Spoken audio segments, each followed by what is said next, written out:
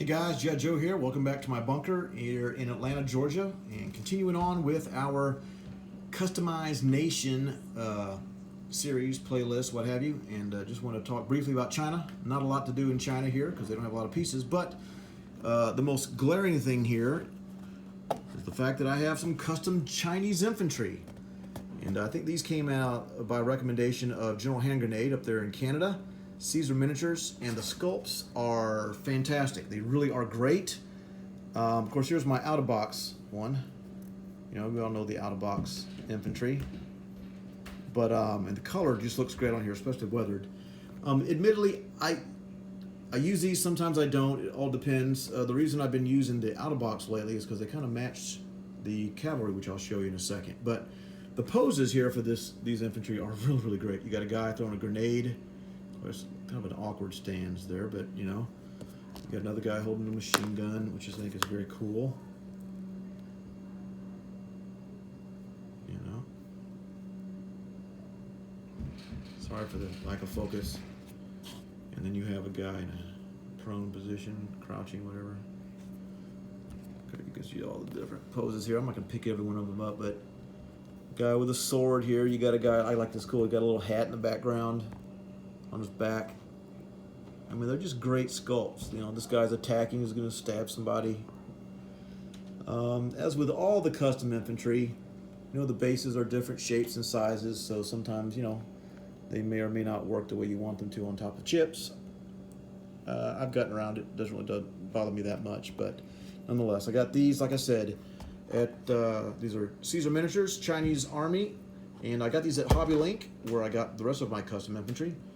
I know that HBG once again sells custom infantry. I just haven't looked to see if they have this brand yet. And these sometimes are hard to find, but I noticed after I tried to get some more about a year or two ago when I first started doing this. But all right, so artillery, as we all know, that if the Burma Road is open, China can purchase an artillery, and I chose to get this one right here, a little bitty one. And this is from HBG, of course. You can get them, as with anything, lots of 5 for about $3 or so. I got those. Now, tanks. You may say, what? Why does China have tanks? Well, in the Bloodbath rule set, created by Sire Blood, China does get 2 tanks, no more than 2 tanks per game, if the Burma Road is open. And they can only buy 1 per round. So if the Burma Road is open, they can buy 1 tank. The next round, if the Burma Road is open, they can buy a second, and then they're done. They can't buy any more after that. But anyways, I got these on HBG as well. Those little Stuart tanks, they just look so cool. And once again, consistent with HBG, there are cool tracks on the bottom, just great profile, and you get them lots of 5 for $3.95, something like that. Of course, had to get a P40, right? Had to have a Warhawk for my Flying Tiger. Had to be historically accurate, so that is my one fighter for the Chinese Air Force, loaned to them by the United States. And then cavalry. Now in Bloodbath rule set again, China get 3 cavalry to start the game, and they can never have more than 3 cavalry on the board at one time. So they can't buy lots of, you know, they can't have 8 or 9 cavalry on there. So only 3 on the board at one time. But these are actually Axis and Allies miniatures, and I think these are the Polish cavalry. And I just primed them and painted them and dipped them.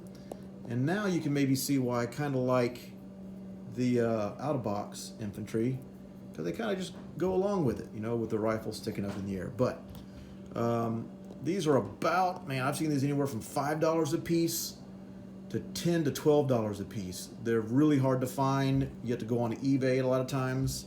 Sometimes you can snag a lot of 4 or 5 of them together at once.